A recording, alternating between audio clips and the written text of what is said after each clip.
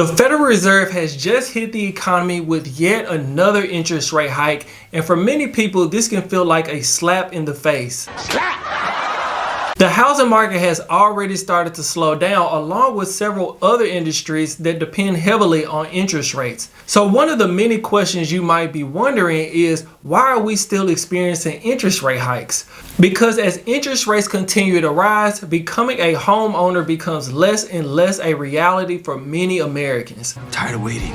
So in this video, we're going to discuss the Fed's most recent interest rate hike. Why have they continued to raise interest rates, and what are the plans for future rate increases in 2023? Hi, my name is Trenten Ward, and if you enjoyed this content, let me know by hitting the like button and consider subscribing to stay up to date with the latest real estate news, tips, and tricks. Okay, so to truly understand what's going on, let's discuss what the federal fund rate is and how it affects interest rates. And that way, the numbers we're going to discuss will make more sense. The federal funds rate describes the interest rate that banks charge to lend to each other. Now, how this affects you as a home buyer is that it indirectly affects the interest rate banks charge you to borrow from them, because they charge you on top of that. This is called the prime rate, and the prime rate is what banks charge their most credit-worthy applicants. This is your 800 credit score type of people with 100 years of not missing any payments. What'd you do, Basil?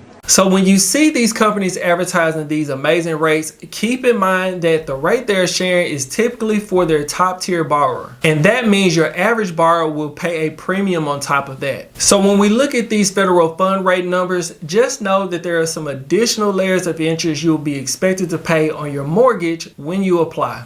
Another note to mention is that these increases are expressed in terms of basis points. This is just a different way of expressing how interest rates change. The rule of thumb to remember here is that 100 basis points equals 1% of interest. So if the federal funds rate is 3% and it goes up by 100 basis points, that means it increased to 4%. Okay, so now that we have an understanding of the federal funds rate and how it affects interest rates, let's talk about the latest interest rate increase. On December 14, 2022, the Fed increased interest rates by an additional 50 basis points to its highest interest rate levels in 15 years. That will put the federal fund rate around 4.375. And to give you some additional context, the federal funds rate was around 0% at the beginning of 2022. That's why you were seeing interest rates somewhere around 3% and below. Since then, we've experienced 7 straight increases to get us where we are today. Now, on the bright side, they could have done the 5th straight 0.75% increase, but they decided to tone it down because of some promising economic signs that we'll get into it a bit later. And the bad news is it looks like they aren't stopping these increases anytime soon. Wait,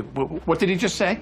One of the key economic signs that just came out was the Consumer Price Index, which is also known as the CPI. The CPI is one of the most notable indicators of inflation. The December report came out showing that inflation rose 7.1% annually in November, which is down from 7.7% in October. Even though it's still pretty far away from the 2% inflation rate goal, it's still a good sign for the economy. So now let's talk about, why did the interest rates increase? Federal Reserve Chairman Jerome Powell has been very clear that they are targeting a 2% inflation rate. That is why we received an interest rate hike, even though inflation is starting to slow down. During the press conference, the chairman did receive some backlash for this decision, because there are some strong opinions that since prices are starting to come down already, we don't really need to have another interest rate hike. Instead, we could keep interest rates where they are for now and allow prices to continue to go down along with inflation. But the chairman is clearly of a different mindset.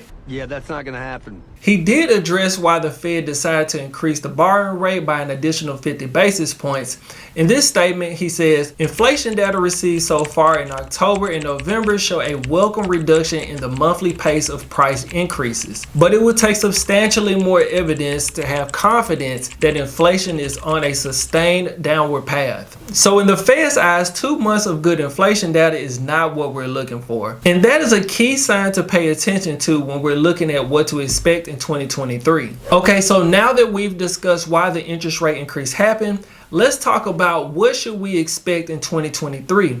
The Federal Reserve has made clear in the recent press conference that they do not expect to slow down interest rate hikes anytime soon. And as of right now, they are expecting to continue to raise the federal funds rate until it's close to 5.1%. That would mean an additional rate increase of 0.725% from where we are today in December 2022. The good news is that they are planning to reduce the funds rate in 2024. Jerome Powell recently stated that they are targeting a funds rate of 4.1% by the end of 2024 and 3.1% sometime in 2025. This is great news for those people that are taking advantage of some creative financing options right now to fight these high interest rates. 2-1 buy downs are one of the more popular options that many home buyers are flocking to at the moment because they are planning to refinance within the next couple of years. To learn more about some creative financing options for high interest rates, you can check out this video right here.